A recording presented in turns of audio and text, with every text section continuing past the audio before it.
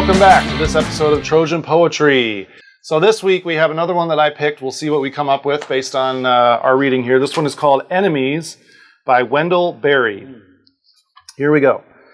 If you are not to become a monster, you must care what they think. If you care what they think, how will you not hate them, and so become a monster of the opposite kind? From where then is love to come? Love for your enemy, that is the way of liberty.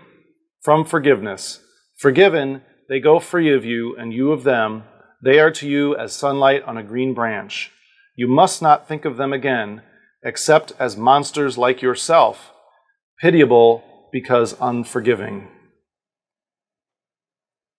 All right, I've got a confession to make here. Anytime there are double negatives involved, it's like when I read Emily Dickinson, a throwback here, my mind turns into taffy, and It's as if the top of your head flew off? Yes. That is poetry, and it's right? a taffy pulling machine.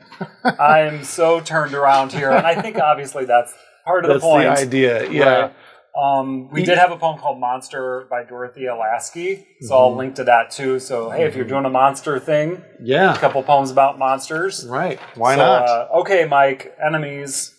Well, what's interesting that you just said that about the taffy pulling, and I picture this thing like squeaking along in your brain here. But the way that it's written, where the sentences begin and end, it is kind of winding and, like the stanzas kind of continue into each other. The punctuation isn't where you expect it to be, and it's just kind of winding around throughout. Yeah.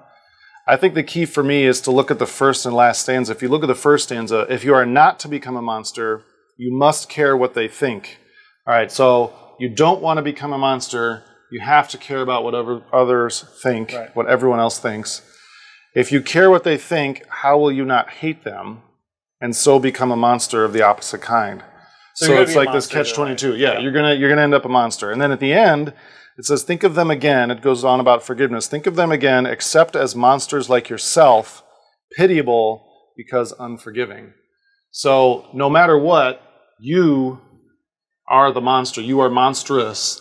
You can't escape that, it seems like, right? The way that first part. And yet you're pitiable because you can't forgive, right? Like forgiving is the ultimate, for this poem, forgiving is the ultimate kind of gift or the ultimate release. But you can't forgive, and therefore we should take pity on you, but nobody can forgive, so we should take pity on everybody. Yeah. Right? That's the idea? And so therefore... right. Hey, there you go. That's no lemur. What would the lemur say? Yeah.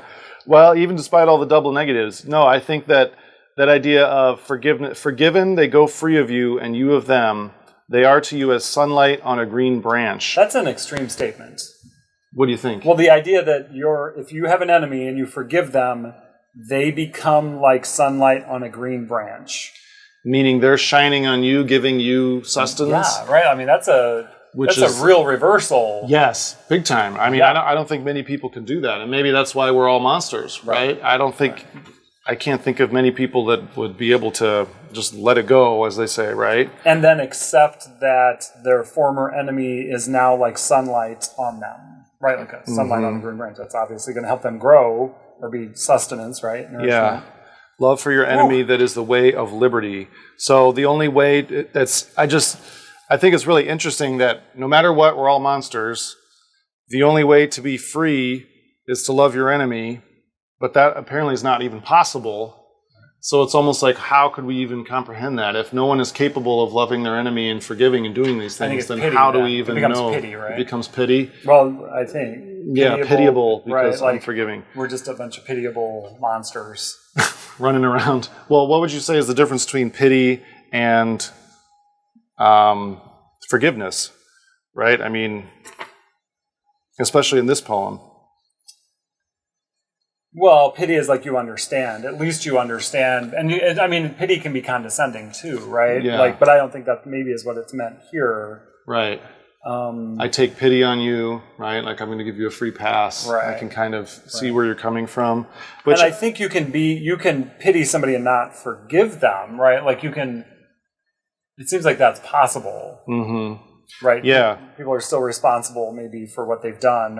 And I think that maybe this poem, this is my question, is it too simplistic to say you have to forgive? Like, I've thought about this a lot. Like, how do you forgive somebody, or how does somebody earn forgiveness, or do you have to give forgiveness? You don't. Right. You don't necessarily. I mean, it's not required. Right. I mean, this poem kind of makes it seem kind of facile, like, oh, just forgive them.